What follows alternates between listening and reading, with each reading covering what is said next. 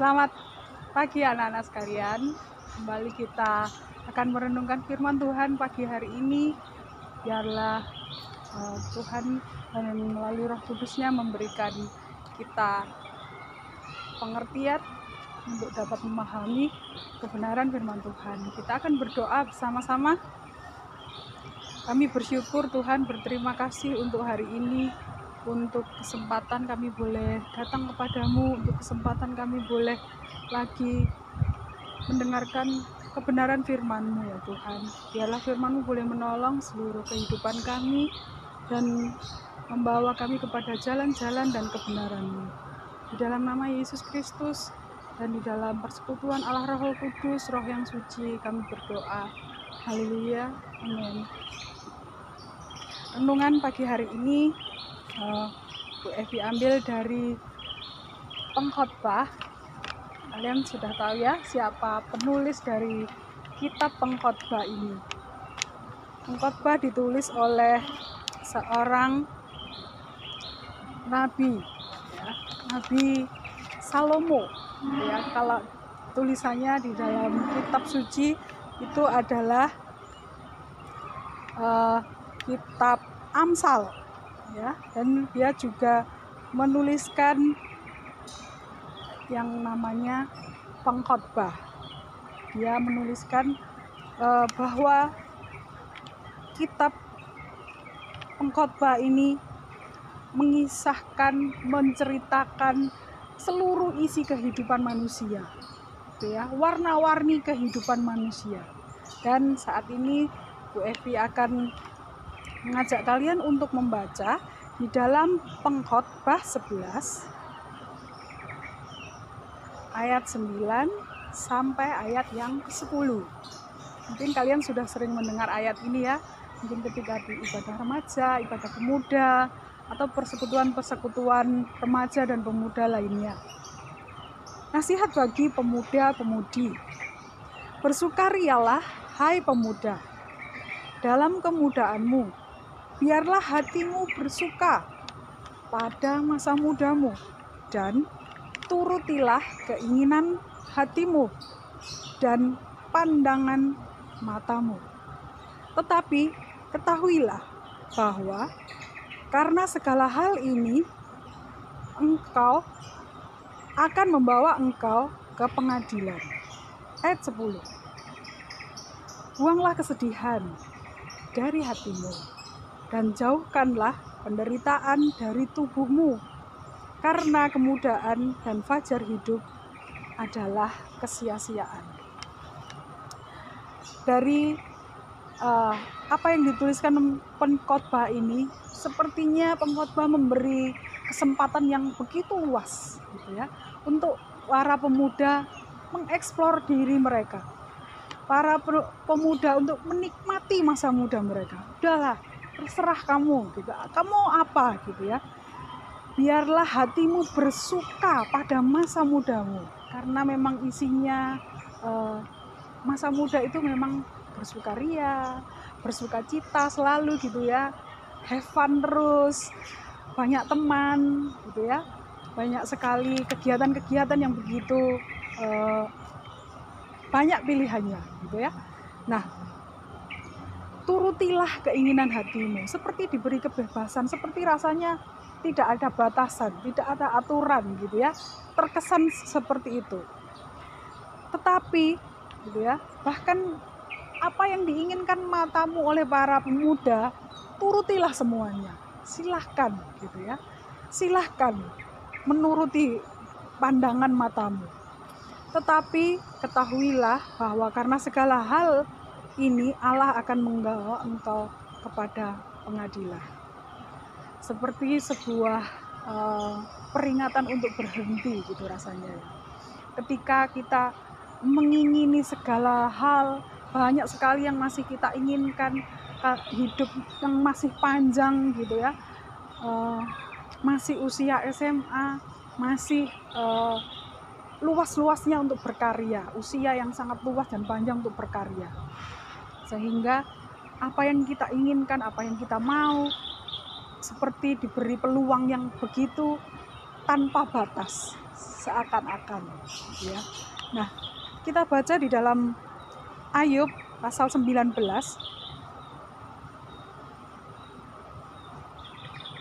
ayat 29.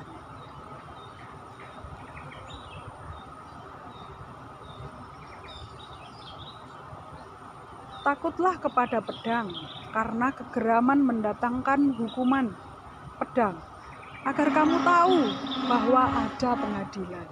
Nah, apa yang dibebaskan oleh Amsal itu tadi, ada sebuah batasan yang diingatkan. Karena ayat Alkitab itu selalu saling berkaitan. Ayat pendukungnya adalah di dalam kitab Ayub 19 ini. Segala kebebasan yang dikerjakan ternyata kita harus tahu ukurannya, kita harus tahu batasnya. Takutlah kepada pedang.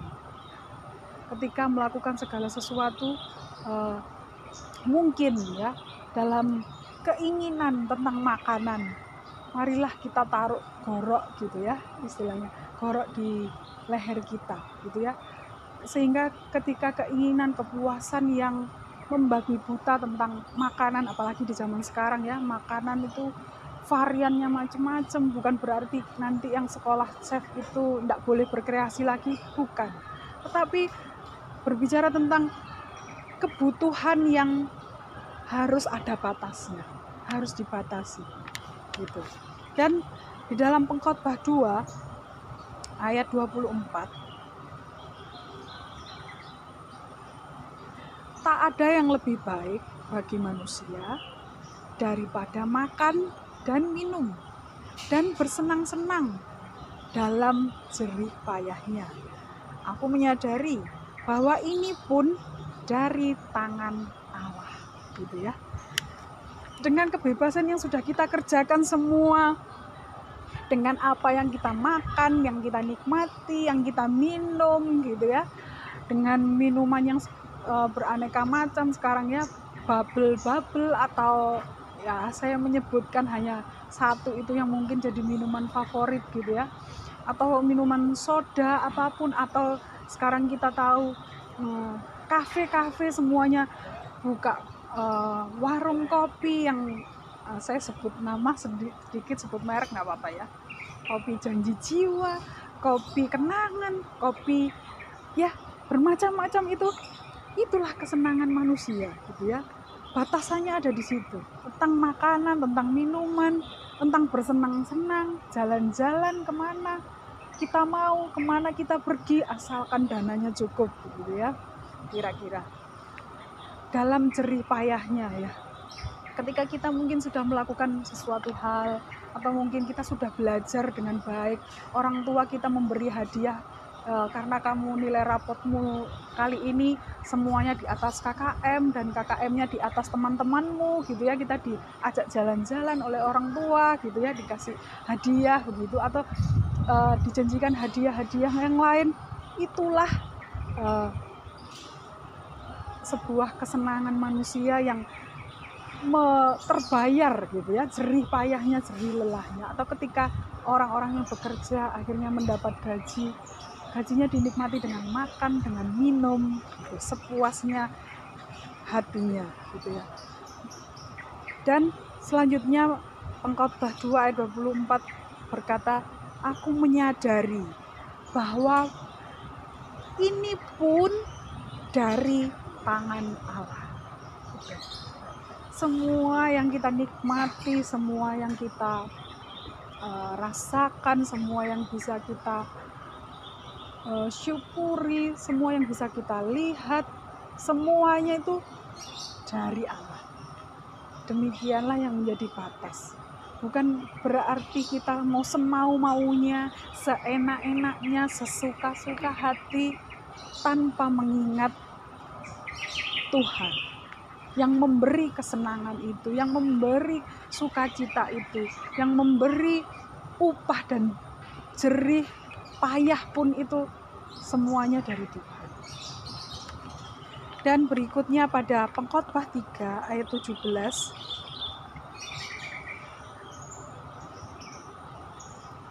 disampaikan, berkatalah aku Ya, ini masih pengkhotbah. Amsal Sulaiman berkata, "Berkatalah aku dalam hati, Allah akan mengadili baik orang yang benar maupun orang yang tidak adil, karena untuk segala hal dan segala pekerjaan ada waktunya." Jadi dari setiap kesenangan, sukacita, jerih payah, semuanya ada batas waktunya.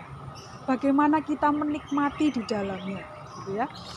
Kalau mungkin kita baca dari keseluruhan isi kitab pengkhotbah, banyak dituliskan tentang kesia-siaan. Bahkan ketika saya mengamati ada di dalam pasal 1, pasal 2, pasal 4 dan 6, kata-kata kesia-siaan selalu sering disebut di sana.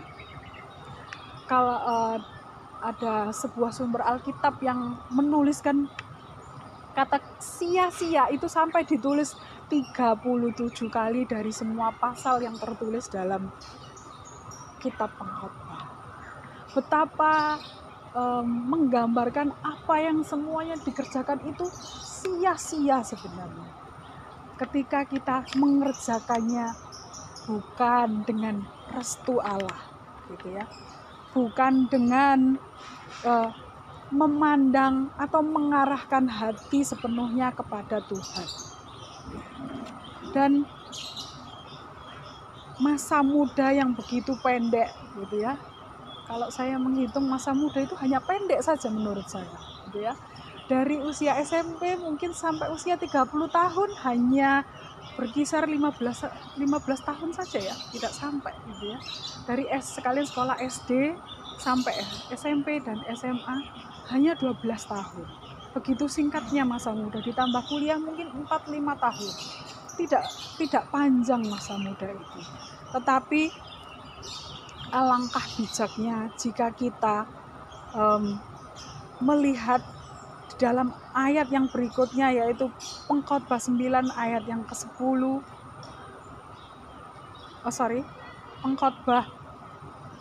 Pengkhotbah 11 ayat yang ke-10. Buanglah kesedihan dari hatimu, jauhkanlah penderitaan dari tubuhmu, karena kemudaan dan fajar hidup adalah kesia-siaan. Sebagai ayat penguat dari ini adalah Mazmur 94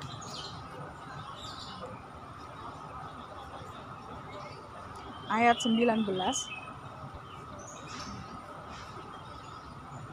Apabila bertambah banyak pikiran dalam batinku, penghiburanmu menyenangkan jiwaku. Saya ulang sekali lagi ayat ini. Apabila bertambah banyak pikiran dalam batinku, penghiburanmu menyenangkan jiwaku. Ya, dengan ayat ini kita diingatkan bahwa segala ide, segala kecerdasan, segala hal yang begitu banyak kita bisa kerjakan dalam kehidupan kita di masa muda, semuanya itu adalah penghiburan yang dari Tuhan untuk kita. Kita harus tahu semuanya itu berasal dari mana. Semuanya itu telah diberikan Tuhan bagi kita. Semuanya itu telah dianugerahkan bagi orang-orang muda yang penuh kreativitas di dalam kehidupannya. Pengkhotbah 2 ayat 24 menjelaskan, tak ada yang lebih baik bagi manusia daripada makan dan minum dan bersenang-senang dalam jerih payahnya. Aku menyadari bahwa hal ini pun dari tangan Allah. Sebuah ayat yang menegaskan dari dua ayat yang utama tadi. Ini adalah kita harus menyadari. Kita benar-benar harus sadar dari mana kita punya ide itu. Dari mana kita bisa kreatif, dari mana kita bisa pintar berhitung, dari mana kita bisa pandai mengoperasionalkan alat-alat IT mungkin. Dari manakah datangnya itu? Semuanya dari tangan Allah yang bekerja atas seluruh kehidupan kita. Saudara yang kekasih dan anak-anakku sekalian, SMA Immanuel, kalian adalah orang-orang yang sangat cerdas, penuh kreativitas. Di tempat ini kalian bisa mengembangkan semuanya itu, dan nanti setelah lulus dari SMA kalian bisa mengembangkan lagi itu di tempat kalian mungkin bekerja, mungkin berkuliah.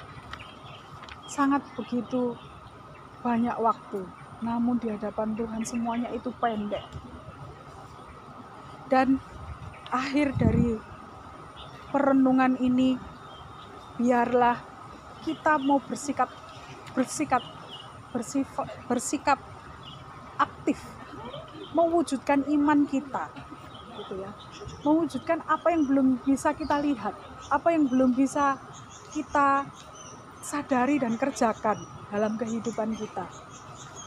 Apa yang akan kita kerjakan nantinya untuk kemuliaan nama Tuhan. Apa nantinya yang akan kita bawa, yang menjadi sebuah kreativitas kita persembahkan untuk kemuliaan nama Tuhan, dan kita tetap mengingat Tuhan di dalam setiap apa yang kita kerjakan. Allah membawa engkau ke pengadilan. Penulis mengajak kita untuk membawa kesenangan, kegembiraan hidup ke arah yang cerdas. Puaskanlah hati kita, puaskanlah keinginan kita, puaskanlah segala apa yang membawa hidup kita semakin bersuka cita lebih lagi di dalam hati, untuk melakukan kehidupan yang tertentu dari apa yang kita kerjakan masing-masing. Dan Dia menghukum hal-hal yang berlebihan atau hal-hal yang menyeleweng. Mungkin itu senang bagi hati kita, mungkin itu menggembirakan hati kita, tetapi ketika hal itu sudah menyeleweng dari apa yang dimaui Tuhan, apa yang diatur oleh Tuhan, apa yang menjadi menjadikan hatinya berduka, menjadikan hatinya bersedih, ingat, penghakiman sudah tersedia di sana. Dan buanglah segala kesedihan, jauhkanlah penderitaan, agar kita tidak bersedih mengalami penghakiman, agar kita tidak bersedih mengalami hukuman-hukuman demi kesenangan kita. Marilah pemuda-pemudi, khususnya SMA Immanuel, kita mengingat batasan-batasan, aturan-aturan dan ketentuan-ketentuan yang Tuhan sudah tetapkan di dalam menjalankan seluruh kehidupan ini. Demikian renungan firman Tuhan. Biarlah boleh menolong setiap kehidupan kita, khususnya kalian sebagai orang-orang muda yang kadang batasan itu semakin tidak jelas. Iblis sedang bekerja. Marilah kita juga bekerja untuk tetap mengerti kehendak-kehendak Tuhan, agar kita tetap hidup di jalan dan kebenaran firman Tuhan. Dengan tetap bersuka cita, dengan tetap bersemangat, dengan tetap mengeksplor diri seluas mungkin, dan tentunya hanya untuk kemuliaan nama Tuhan saja. Terima kasih, selamat pagi. Syukur kami naikkan di hadapan-Mu ya Allah, biarlah firman-Mu ini Tuhan menolong kehidupan para pemuda dan pemudi, sehingga hidup mereka boleh tetap ada di jalan-Mu, ada di arah-Mu. Kami bersuka cita tetap di dalam naungan-Mu, tetap di dalam koridor-Mu ya Tuhan. Kami bersyukur Tuhan buat firman-Mu pada saat ini. Biarlah firman-Mu menolong kehidupan kami, sehingga dalam setiap kesenangan-kesenangan yang kami pilih, dalam kesukaan-kesukaan hati kami yang kami pilih, kami tetap memuliakan Engkau. Kami bukan menuruti keinginan hati kami sendiri dan keinginan kami masing-masing, tetapi kami berjalan menuruti setiap kehendak Tuhan di dalamnya. Di dalam nama Yesus Kristus, kami berdoa dan mengucap syukur. Engkau memberkati anak-anak kami yang belajar di rumah. Engkau memberkati keluarga masing-masing Tuhan, dimanapun berada. memberkati para orang tua ya Tuhan, memberkati Bapak Ibu guru, memberkati sekolah Immanuel. Dalam namamu Yesus Kristus kami berdoa dan bersyukur. Haleluya, amin.